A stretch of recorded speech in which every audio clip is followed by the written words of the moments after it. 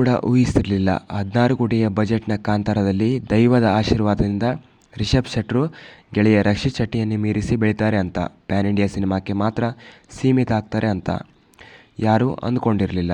ನಿರ್ದೇಶನಕ್ಕೂ ಸೈ, ನಟನೆಗೂ ಜೈ ಅನ್ನೋ ರಿಷಬ್ ಶೆಟ್ಟಿ ಸಿನಿಮಾ ಅನ್ನೋ ವಿಚಾರಕ್ಕೆ ಬಂದಾಗ ಅವರ ಡೆಡಿಕೇಶನ್ ಯಾವ ರೀತಿ ಇರುತ್ತೆ ಅಂತ ಅದನ್ನು ಬಿಡಿಸಿ ಹೇಳಬೇಕಂತ ಇಲ್ಲ. ಇದೀಗ ಕಾಂತಾರ ಪ್ರಿಕ್ವೆಲ್ಗೆ ವಿಘ್ನಗಳು ಎದುರಾಗಿದೆಯಾ ಅನ್ನೋ ಬೆನ್ನಿನಲ್ಲೇ ಒಂದಿಲ್ಲ ಒಂದು ವಿವಾದಗಳಿಗೂ ಕೂಡ ಸಾಕ್ಷಿ ಆಗ್ತಾ ಇದೆ. ರೀಸೆಂಟಾಗಿ ಕಪಿಲ್ ನೀರಿನಲ್ಲಿ ಮುಳುಗಿ ಸಾವಿಗೀಡಾದಾಗ ಸುದ್ದಿ ಬರ್ತಿದ್ದಂತೆ ರಿಷಬ್ ಅವರನ್ನು ಹೋಗಿ ನೋಡೋ ಪ್ರಯತ್ನ ಮಾಡಿದ್ರೆ ಇಲ್ವೋ ಗೊತ್ತಿಲ್ಲ. ಆದರೆ ಸೋಷಿಯಲ್ ಮೀಡಿಯಾದಲ್ಲಿ ಅದಕ್ಕೆ ಸ್ಪಷ್ಟನೆ ಮಾತ್ರ ಕೊಟ್ಟಿದ್ದರು. ಕಪಿಲ್ ಸಾವು ಶೂಟಿಂಗ್ ಸಮಯದಲ್ಲಿ ಆದದಲ್ಲ ಅಂತ ಪೋಸ್ಟ್ ಹಾಕಿದರು.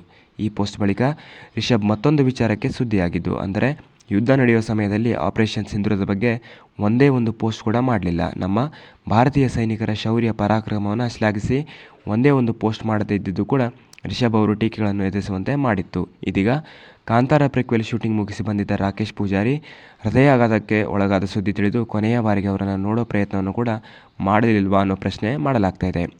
ಇದಿಷ್ಟೇ ಆಗಿದ್ದರೆ ಪರವಾಗಿಲ್ಲ. ಸೋಷಿಯಲ್ ಮೀಡಿಯಾದಲ್ಲಿ ರಿಷಬ್ ರಾಕೇಶ್ ಪೂಜಾರಿ ಬಗ್ಗೆ ಮಾಡಿರೋ ಭಾವುಕ ಪೋಸ್ಟ್ನಲ್ಲಿ ಅವರ ಹೆಸರನ್ನು ಹೇಳದೇ ಇರೋದು, ಸಹ ನಟನ ಹೆಸರು ಮರೆತು ರಾಕೇಶ್ ಪೂಜಾರಿ ಅವರ ಅಂತಿಮ ದರ್ಶನಕ್ಕೆ ನಿರ್ದೇಶಕ ಯೋಗರಾಜ್ ಭಟ್, ರಕ್ಷಿತಾ, ಅನುಶ್ರೀ, ಮಾಸ್ಟರ್ ಆನಂದ್ ಸೇರಿದಂತೆ ಇನ್ನು ಹಲವಾರು ಮಂದಿ ಕಲಾವಿದರು ಬೆಂಗಳೂರಿನಿಂದ 400 ಕಿಲೋಮೀಟರ್ ಕ್ರಮಿಸಿ ಬಂದಿದ್ದರು. ಆದರೆ ಇಲ್ಲೇ 30 ಕಿಲೋಮೀಟರ್ ದೂರದ ಬೈಂದೂರಿನಲ್ಲಿರುವ ರಿಷಬ್ ಶೆಟ್ಟಿ ರಾಕೇಶ್ ಪೂಜಾರಿ ಅಂತಿಮ ದರ್ಶನಕ್ಕೆ ಬಂದಿಲ್ಲ. ಘಟನೆ ನಡೆದು 3 ದಿನವಾದರೂ ಸೌಜನ್ಯಕ್ಕಾದರೂ ಅವರ ಕುಟುಂಬದವರನ್ನು ಭೇಟಿಯಾಗಿಲ್ಲ ಅನ್ನೋದು. ಇದನ್ನೆಲ್ಲ ಗಮನಿಸಿದರೆ ದೈವ ಕೊಟ್ಟ ಅಭಯ ರಿಷಬ್ ವಿಚಾರದಲ್ಲಿ ನಿಜವಾಗ್ತಿದೆಯಾ? ರಿಷಬ್ ಟೈಮ್ ಸರಿ ಇಲ್ವಾ? ಅಂದುಕೊಂಡ ಸಮಯಕ್ಕೆ ಕಾಂತಾರ ಚಾಪ್ಟರ್ 1 ಸಿನಿಮಾ ತೆರೆಗೆ ತರ್ತಾರಾ ಅನ್ನೋದನ್ನು ಕಾದು ನೋಡಬೇಕಾಗಿದೆ.